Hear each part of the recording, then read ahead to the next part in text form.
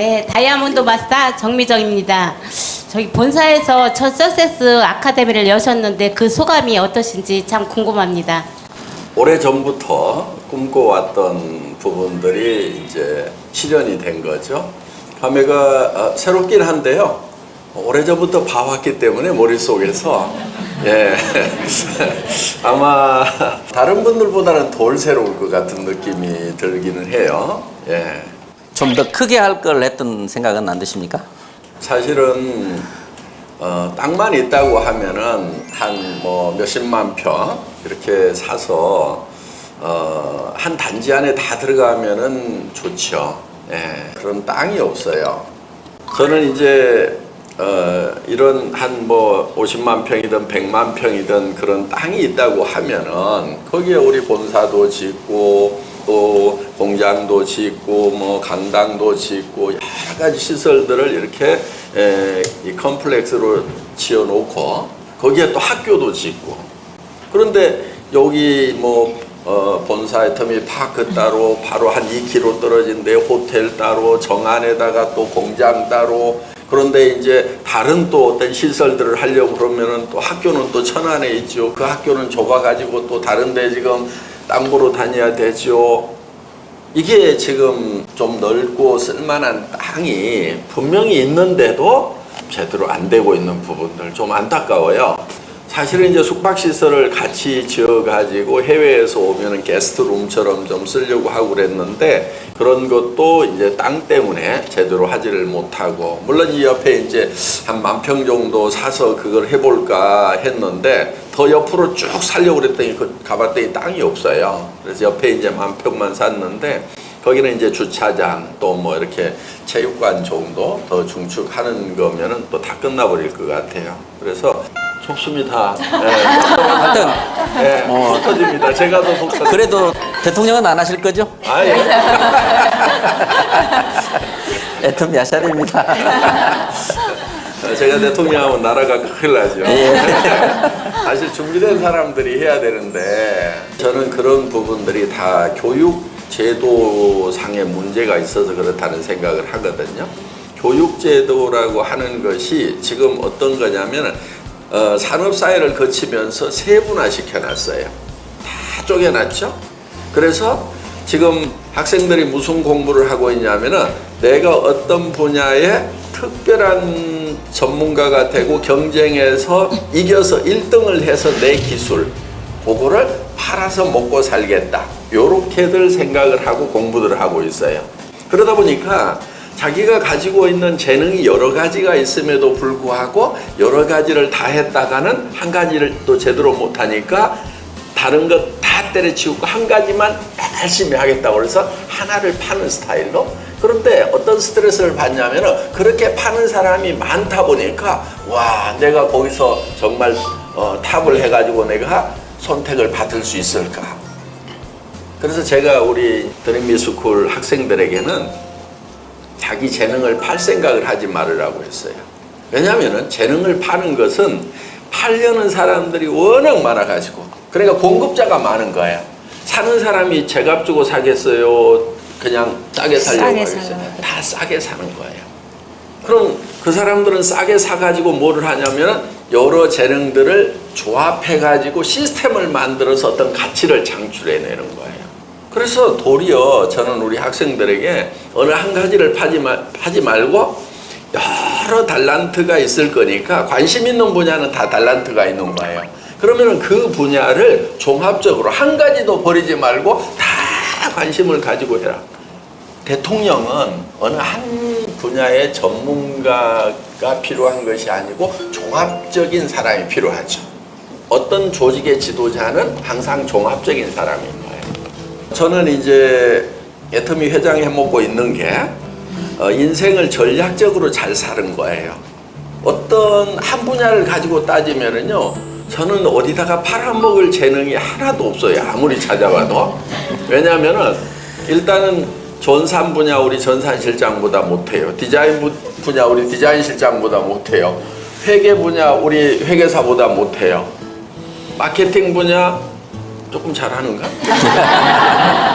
근데 요즘에 보면 우리 이제 김경희 이사가 훨씬 더 세밀하고 전문적으로 이렇게 일을 하고 있어요. 그래서 어떤 한 분야 따지면은 제가 내 제주를 어떤 회사에서도 사주질 않아요. 제가 팔아보려고 했잖아요. 500만 원만 주면은 내가 어디 가서 열심히 평생을 일하겠다고 생각을 했는데 200만 원 주더라고요. 그래서 한 석 달 일하다가 200만 원 벌어가지고는 가정 경제가 안 돌아가잖아요. 그래서 도무지 못 살겠다. 그래서 그 회장님한테 좀 월급 좀 올려주시면 안 되냐고 그랬더니 쳐다만 보고 있더라고요. 그래서 아이고 그동안 일 잘 배웠습니다. 고맙습니다. 예, 아유 감사합니다. 그러고 인사하고 이제 나왔죠. 그래서 할 수 없이 이제 차린 게 이제 애터미가 되겠죠. 저는 사실 어디 내 제주를 팔아가지고는 먹고 살 수가 없는데 다행인 것은 학교 다닐 때 선생님 말을 잘 안 들었어요, 제가. 하라고 해도 내가 관심 없는 과목은 안 했어. 입시에 안 나오는 걸 할 필요 없는 거죠. 학생들 입장에서 보면 입시에 안 나오는 것도 제가 관심이 있으면 그거를 막 했던 거예요. 그러다 보니까 잡다하게 올치기로 그런 대로 알아요. 그래서 그 초등학교부터 시작을 해가지고 대통령을 기르는 그런 코스를 하나 만들어가지고 잡다한 것들을 이렇게 해서 하는 그렇게 해서 뭐 몇백 명 키우다 보면 그 중에 대통령 하나쯤 쓸만한 사람 나오지 않겠는가 하는 생각도 듭니다. 어떻게 예. 드림이 학교에서는 그렇게 양성 과정을 만드실 생각은 없으신지 회장님? 그런데 그렇게 제가 얘기를 하고 있어요. 그래서 이 시대에 제일 필요한데 국가에서나 어떤 회사나 어떤 단체에서 꼭 필요한데 적임자가 없는 경우가 있다. 그게 지도자고 리더다. 그런데 그 지도자하고 리더가 왜 없냐? 종합적으로 뭔가를 하도록 가르치는 그런 교육 시스템이 아니고 먹고 살려면 한 분야를 죽고 살고 팔아. 그러니까 먹고 산다는 게 뭐냐면 네 기술 팔아먹으려고 그러면은 남보다 뛰어난 분야가 하나는 있어야 돼. 그러니까 그거를 이제 막 경쟁을 해서 하다 보니까 아이들이 종합적이지가 못한 거죠. 그래서 우리 드림미 학교 아이들은요 전부 다 제가 사회 지도자가 되겠다는 생각을 안 하고 살더라도 지도자가 다 될 것 같아요. 지금. 예. 영상에 보니까 드림이 학교 아이들 이제 생활하는 것도 영상으로 많이 나왔었고 이제 영상을 통해서 이제 홍보도 많이 됐었는데 아이들이 굉장히 행복해 보이더라고요. 네. 지금 몇 달 정도의 아이들이 생활을 해 왔는데 지금 처음에 입학했을 때랑 아이들이 몇 달 동안 생활하면서 지금 가지고 있는 달란트들 아니면 아이들이 정말 행복하게 학교 생활을 하고 있는지 참 많이 궁금하거든요. 애들 전원이 저한테 스승의 날 편지를 썼어요. 40명 전원이 밤늦게까지 다 읽고 눈물 쫄쫄 흘리고 거기 온 아이들 중에는 이제 뭐 자발적으로 온 아이들도 있어요. 또 대안학교 출신들, 뭐 선교사 자녀들, 그런 아이들은 당연히 자기는 이렇게 기독교 대안학교를 가겠다고 생각을 하고 있는 아이들도 있는데. 예를 들면은 부모님이 애터미에 빠져가지고 애터미 회장한테 빠져가지고 애터미 회장이 차린 학교에 내 자녀를 막 보내야 되겠다는 그 열망에 이어가지고 애를 막 끌어다가 어떻게 보면 갖다 놓다시피 한 거예요. 그러니까 이제 아이는 뭐 부모님이 그렇게 강력하게 이제 권유를 하니까 어정쩡하게 오는데 어떻게 했어요, 마음은? 굉장히 불안한 그런 상태에서 온 아이들도 없지가 않아요. 그런데 그 아이들이 쭉 이렇게 편지를 쓴 내용들 보면은 엄마 저를 설득해서 이 학교에 보내준 것이 너무너무 고마워요 하면서 이제 그렇게 이제 글을 쓴 경우가 있었고 비즘 페스티벌이라는 걸 했어요. 이제 새로 빚는다 이거예요. 그래서 이제 그게 1기, 2기가 있는데 1기가 이제 비전 페스티벌이 지금 끝났어요. 그래서 이제 부모님들 다 오시라고 그래가지고 아이들이 이제 어떤 생각을 가지고 있는지 전심을 만들어 가지고 벽에다 붙여놓고 전교생이 다 붙여놓은 거예요. 그 부모님들이 이제 같이 보고 다른 아이들 것도 막 보고 이렇게 이제 강당에서 이렇게 페스티벌을 하는데 이제 그 내용 중에는 이제 대표 학생들이 간증하는 그런 내용도 있었고 전교생이 부모님한테 편지를 써서 부모님한테 읽어주는 그런 시간도 있었어요. 눈물바다가 된 거예요. 끌어안고 막 울고 그냥 이제 엄마 아빠들이 하는 얘기가 내 아이가 2달 반 만에 이렇게 변했다는 것이 너무너무 놀랍다고 어떻게 이런 일이 벌어질 수가 있는가 정말 이 학교 대단한 학교라고 이제 그렇게들 이제 생각을 하고 있습니다. 그리고 처음에 좀 정말 적응을 못할 것 같은 아이가 있었어요. 아이 3명 정도가 한국말을 잘 못하는 거예요. 예. 한 아이는 호주에서 왔어요. 6살 때인가 호주로 이민을 간 거예요. 그러니까 한국말을 뭐 아주 기본적인 그런 언어밖에 못하는 거예요. 영어로 다 학교를 다녔으니까.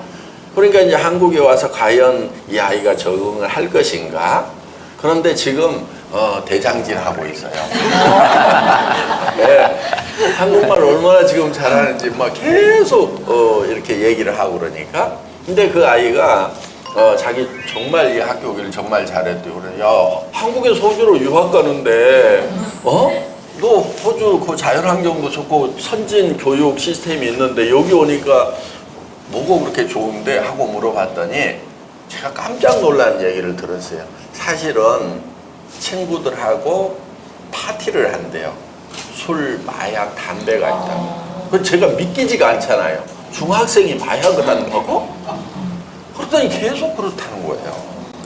근데 부모들은 잘 모르죠. 애들이 따로 모여가지고 이제 그렇게 하니까.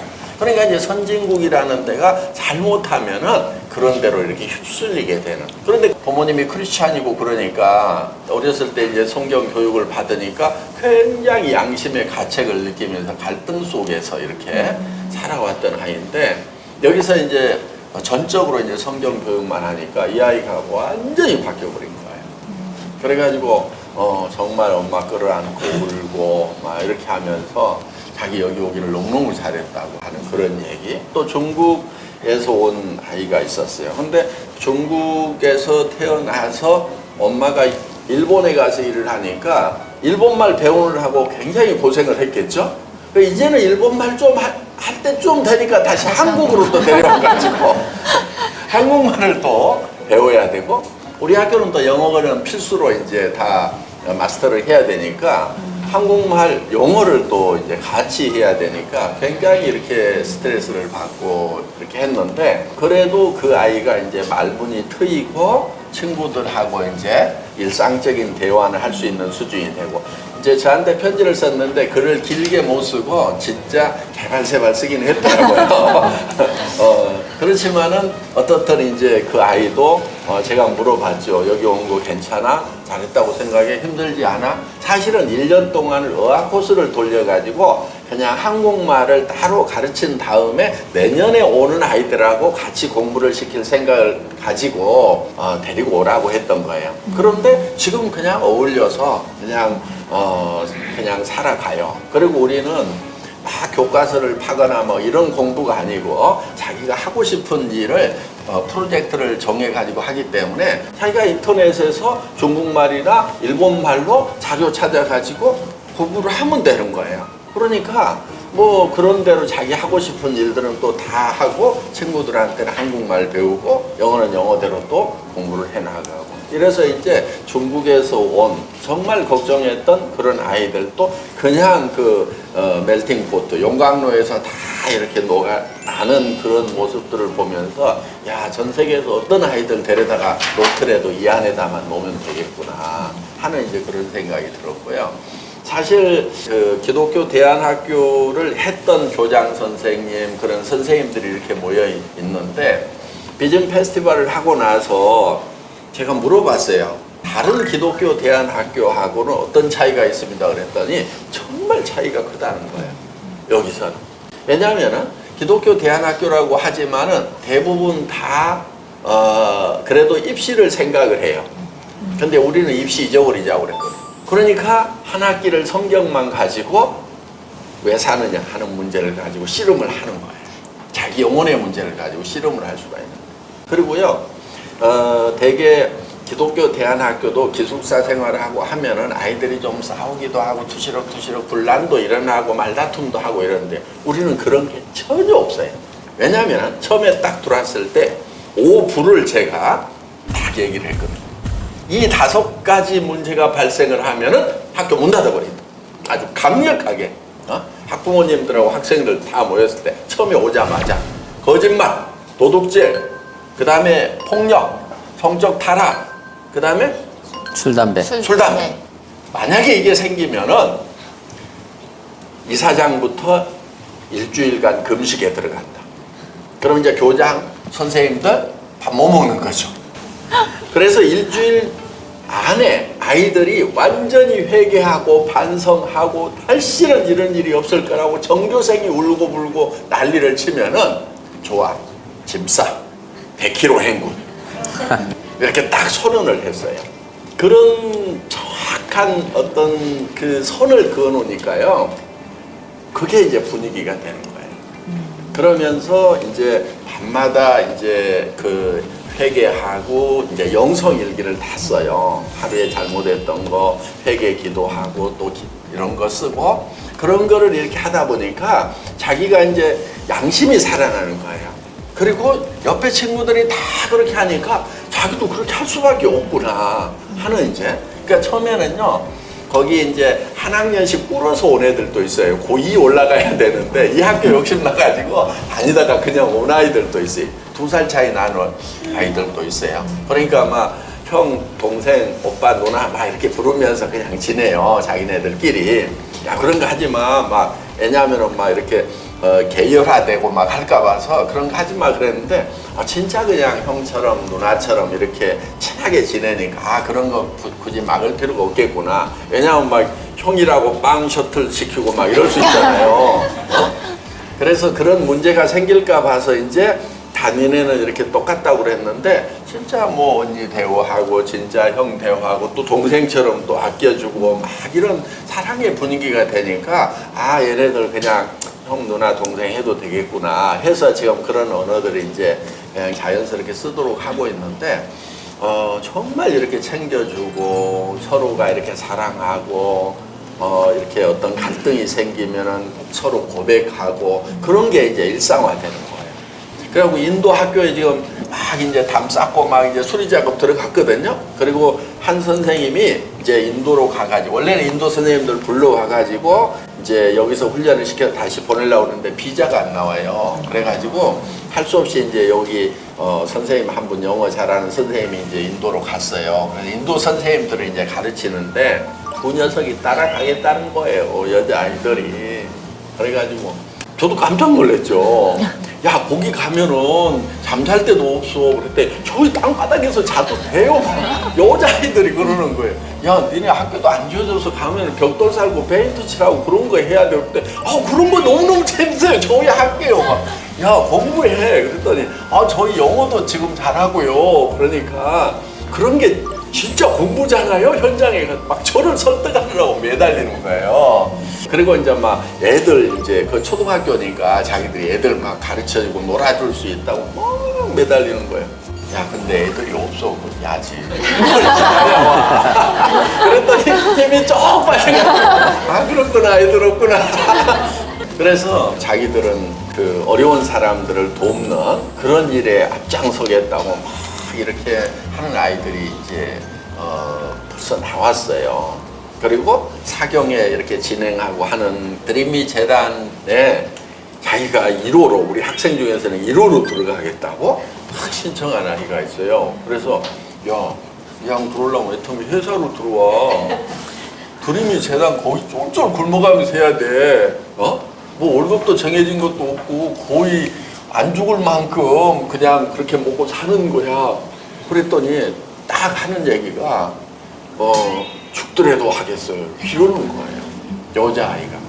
그 얘기를 듣는 순간 가슴이 찡하는 거예요, 제가.